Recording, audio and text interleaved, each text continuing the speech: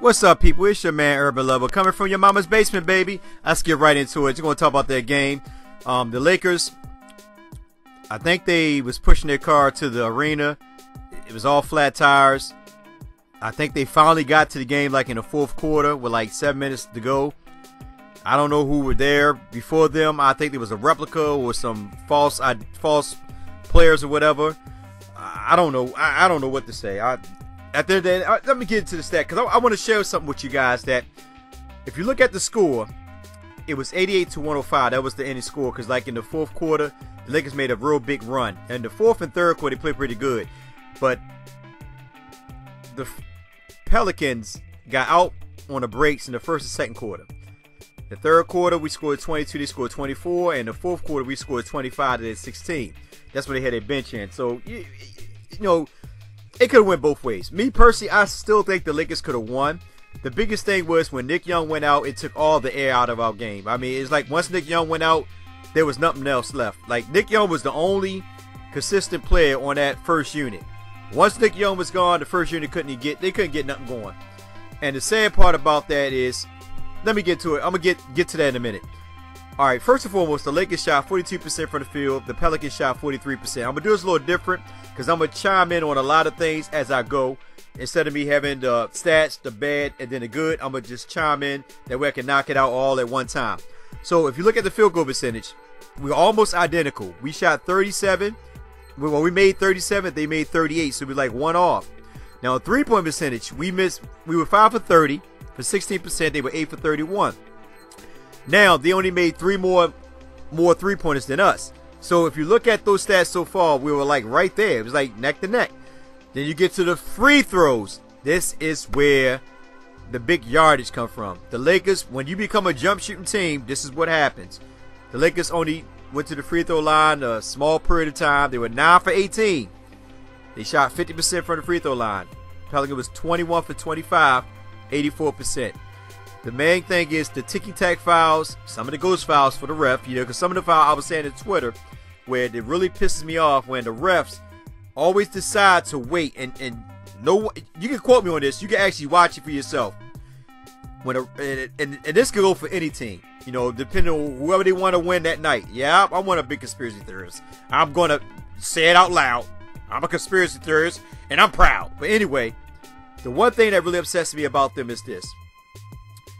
If you notice that the one thing about the ref is that they always wait to see if the individual will make the shot before they blow the whistle. You never see them blow the whistle at the time the foul was created.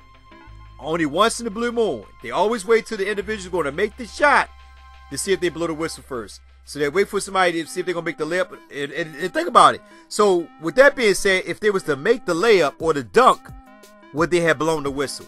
See what I'm saying? Like, come on now. I mean, the whistles sometimes are real fraudulent to me. I don't find of it. But at the end of the day, I'm not going to say, well, the ref control the outcome of the game, because in my heart, they really do. Some people might disagree with me, but I am who I am, and that's my opinion. But the crazy part is, like I said, at the end of the day, if the Lakers would at least made 80-something% of those free throws, we actually would have been in the game and probably could have stole this. We missed 9 out of 18. 9. So if you think about it, if we'd have made at least 7 out of that 9, it would make up a big majority of what we lost by. Now, the rebound, everything else was basically almost cool. The rebounding, they all rebounded us by 7, which ain't that bad. I mean, we had 47 total rebound. They had 54, and that's only to do with Mozgov not being in there much longer. I think if Mozgov had played more than 21 minutes, he had more boards. But at the end of the day, they had him on Davis and they had him on the center, and him and the center were battling. They matched up pretty good. But when they put him on Davis, that was the biggest problem. Because Davis is like an inside-outside type of player. He's a bona fide stud. He's like one of the top 5 in the NBA right now. The guy's averaging over 30 points a game. What can you do with him? I mean, somebody please call the baby, call the doctor, because there ain't no answer for him. We can't find a cure for this man on how to stop him. But this guy was hitting it from all cylinders. He was shooting from outside the hoop, inside the hoop, in the backyard, in the table or lounge. Wherever he could shoot, he was just knocking it down. This guy's freaking nice, man. I mean, I got to give him kudos. But anyway, we were basically still in the game. I mean, it might look like crazy, like, damn, but they blowing them out. Urban, they'll beat them by 20. But if you look at our stats, the first and second quarter, we didn't do nothing because we were flat. And like I said, that a lot had to do with Nick Young going out. When Nick Young went out, they brought JC in. But at the end of the day, Luol Deng is the biggest disappointment right now on this team. We need something from this guy. This guy's making too much money for us to not get nothing from him. He needs to step up. On these games where D'Angelo Russell and Nick Young are not there, this guy got to step up. You know, and I'm being hard on this guy because he's getting paid all his money. I know a lot of people might disagree with me, but I'm just being real. It's so bad that the commentary analysts noticed this. They said a lot about Mozgov. They said Mozgov, he was a good pick by the Lakers. You know, he come in, he does what's asked of him. He was a good pick. But when they talk about Luol Deng, this is what they said. They're like, now Luol Deng, he got up 2 hours early. You know, he said he came in the gym 2 hours early. He was, you know, working on his jump shot. But in the game, he just looked flat. The guy, and this is what the analysts say. He said he just don't look like Luol Deng. So I'm asking y'all, you know, has Luol Deng been cloned?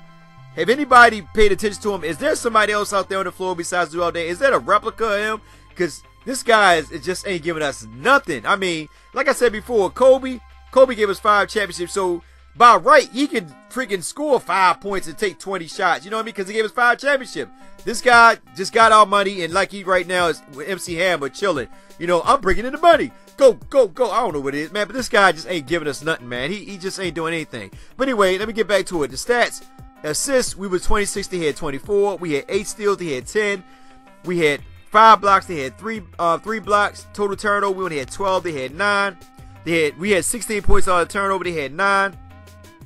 We had 12 fast breaks, they had 19. Points in the paint, we had 46, they had 44. So I'm telling you, like, we were like in the game, but the main thing was the free throws. The free throws and having somebody else step up. We didn't have nobody step up. Everybody was flat. The only person that came out to play was Dr. Will. He only one that showed up. Randall came back from injury. Had a pretty good game though. 12 points, 10 rebounds. This is what you going to expect from him. He only took 9 shots, 3 assists. They clogged the paint up to keep from going in the paint. Once Nick Young was gone from that first unit, they knew that they could actually, you know, capitalize on it. You know, and I'm not saying JC is bad, but Nick Young is a way better shooter than JC. So at the end of the day, Jordan Clarkson played outside his element. He took more 3-pointers, but a lot of shots was doing trash time, so it don't really matter. But I think that Jordan Clarkson should have went to the paint. The reason why I'm saying that, because I'm gonna look at his free throws, and I'm gonna tell you what he did his free throws. And I know y'all like, why are you quiet? Because that's the whole thing. He didn't take no free throws, and that's because he's stood behind the perimeter to take 3-pointers instead of going to the paint, drawing fouls. And that's my biggest problem with Jordan Clarkson, is that his best game is when he goes to the free throw. When he goes to the paint. When he goes to the paint, he have a high percentage opportunity of making them shots. When he sit behind the 3-point arc, you know, he's like a John Stark to me. You know, 1 minute he might knock down, go 3 for 5 behind the arc. Next minute he might go 1 for 9, 1 for 7. I mean, just pay attention. His 2-point percentage is way higher than his 3-point percentage. And I like to see Jordan Clarkson attack that rim. That's why Jordan Clarkson need the ball. You know, at the end of the day, a lot of people say, well, you know, Jordan Clarkson be better at the 2. But nah, I told people over again, I would put Jordan Clarkson at the 1 and put D'Angelo at the 2, because D'Angelo is a way better shooter than Jordan Clarkson. Jordan Clarkson, like I said before, when he comes in the game, he's better at the point guard position. Jordan Clarkson didn't give us nothing tonight. He basically had 9 points. He did play good defense though. He had 3 rebounds, 2 assists, 1 steal. So he played good defense. Tar Black, 9 points, 3 rebounds, 5 rebounds, 1 assist, 1 block. Brandon Ingram struggled again like he did last night, 4 for 10. He was 1 for 3 behind the arc. He had 3 rebounds, 5 assists, 2 steals, 1 block. The one thing I can say about Brandon Ingram is this: even though he's struggling on offense, he is playing defense. That's one of the good things about him, is that he's playing defense, and because of his length, he's making it kind of hard for guys to shoot over him and stuff like that. So that's what I like about Brandon Ingram. Larry Nance, Mr. Utility, 8 points, 1 block, 1 steal, 3 assists, 5 rebounds. You know, Mr. Larry Nance, Mr. Utility, this is what he does. Would like to see more from him like he did the last game, but, you know, he had 8 points. So, you know, a lot of time it goes to based on the offense that's being run and where you at, and if you're there at the right particular time. Robinson, he didn't really play that much. He only had 6 points, 2 rebounds in 10 minutes. Metta World Peace, he had played 12 minutes, 2 points, 1 for 5. 3 rebounds. He did have 2 steals. And that's because he played that aggressive old man type of defense. But at the end of the day, Metta World Peace ain't giving us nothing, man. And I told people over and over again, and now people want to argue with me and debate me. That's all good. We all have our own opinion. But me personally, I would have kept Anthony Brown, and I would have actually waived Metta World Peace. That's just me. I would have waived him based on the fact that he's over the hill.